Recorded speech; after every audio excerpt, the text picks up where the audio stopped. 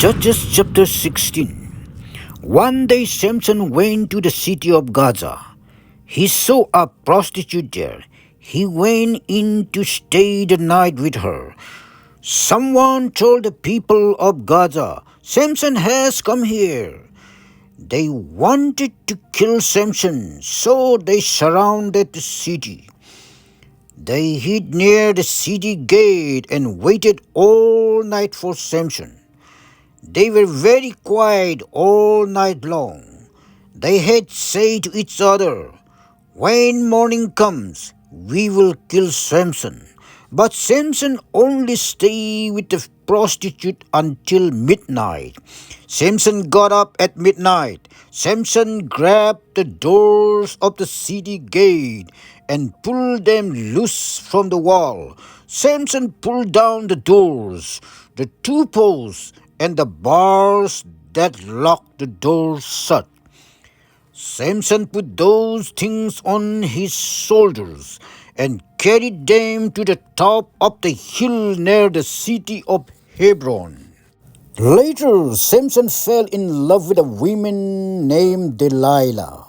She was from Shorek Valley. The rulers of the Philistine people went to Delilah. They said, "We want to know what makes Samson so strong. Try to trick him into telling you his secret. Then we will know how to capture him and tie him up. Then we will be able to control him. If you do this, each one of us will give you 28 pounds of silver." So Delilah said to Samson, "Tell me why you are so strong. How could someone tie you up and make you helpless?" Samson answered, "Someone would have to tie me up with 7 new bowstrings that have not been dry yet. If someone did that, I would be weak like any other man." Then the rulers of the Philistine people brought 7 new bowstrings to Delilah. Those bowstrings had not been dry. Delilah tied up Samson with the bowstrings. Some men were hiding in the next room. Delilah said to Samson, "Samson, the Philistine men are going to capture you." But Samson easily broke the bowstrings. They broke like ashes from a piece of string burned in a lamp. So the Philistine people did not find out the secret of Samson's strength. Then Delilah said to Samson, "You lied to me. You made me look foolish. Please tell me the truth. How could someone tie you up?" Samson said, "Someone would have to tie me up with new ropes. They would have to tie me with ropes that have not been used before. If someone did that, I would become as weak as any other man." So Delilah took some new ropes and tied up Samson. Some men were hiding in the next room. Then Delilah called out to him, "Samson, the Philistine men are going to capture you." But he broke the ropes easily. He broke them like they were threads. Then Delilah said to Samson, "You lied to me again. You made me look foolish. Now tell me how someone could tie you up." Samson said, "If you use the loom to whip the 7 braids of hair of my head and tighten it with a pin, I will become as weak as any other man." Later, Samson went to sleep. So Delilah used the loom to whip the 7 braids of hair on his head. Then Delilah fastened the loom to the ground with a 10 peg. Again she called out to him, "Samson, the Philistine men are going to capture you."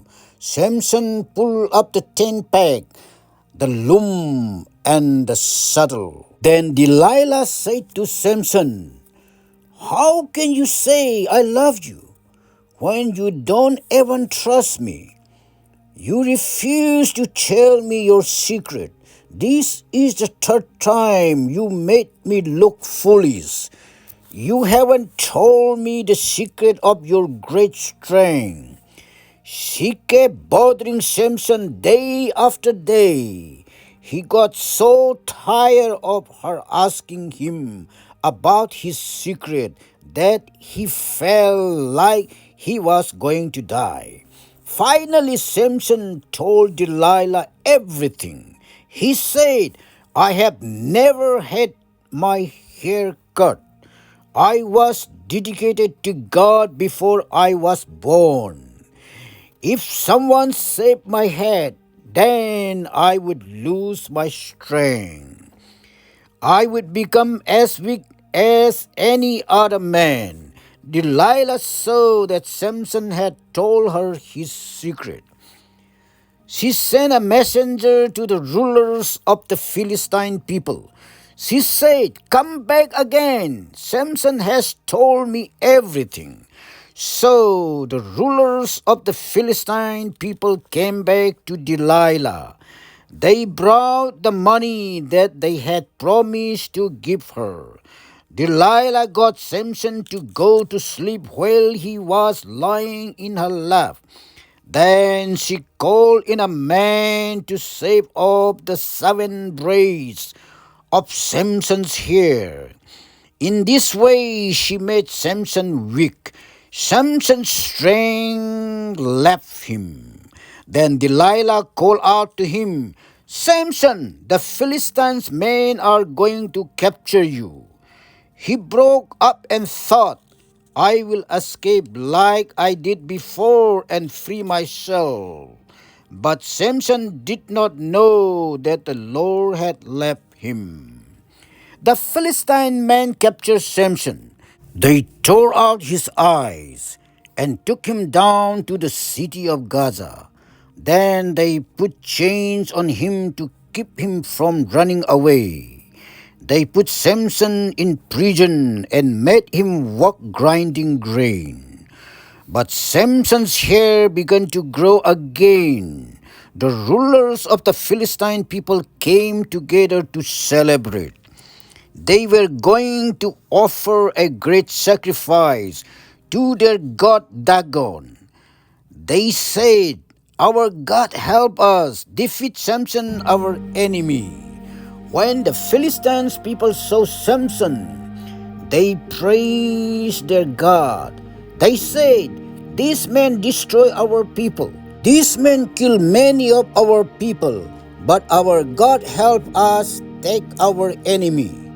The people were having a good time at the celebration. So they said, "Bring Samson out. We want to make fun of him." So they brought Samson from the prison and made fun of him. They made Samson stand between the columns in the temple of the god Dagon. A servant was holding Samson's hand. Samson said to him, "Put me where I can fill the columns of the whole this temple up. I want to lean against them." The temple was crowded with men and women. All the rulers of the Philistine people were there. There were about 3,000 men and women on the roof of the temple. They were laughing and making fun of Samson. Then Samson said a prayer to the Lord. He said, "Lord, all-powerful, remember me. God, please give me strength one more time. Let me do this one thing to punish these Philistines for tearing out my 2 eyes." Then Samson held the 2 columns in the center of the temple. These 2 columns supported the whole temple. He braced himself between the 2 columns.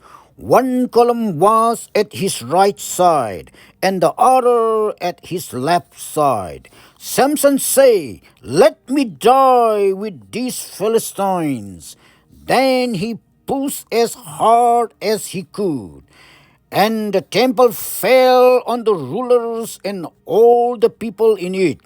In this way, Samson killed many more Philistine people when he died than when he was alive. Samson's brothers and all the people in his father's family went down to get his body. They brought him back and buried him in his father's tomb. That tomb is between the cities of Zorah and Ashtor. Samson was a judge for the people of Israel for 20 years. Judges chapter 17. There was a man named Micah that lived in the hill country of Ephraim. Micah said to his mother, "Do you remember that someone stole 28 pounds of silver from you? I heard you say a curse about that. Well, I have the silver. I took it." His mother said, "The Lord bless you, my son." Micah gave the 28 pounds of silver back to his mother. Then she said, "I will give this silver as a special gift to the Lord. I will give to my son so he can make a statue and cover it with the silver.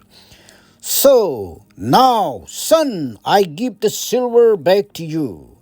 But Micah gave the silver back to his mother.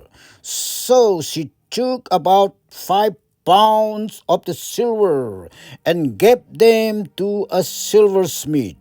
The silversmith used the silver to make a statue covered with silver.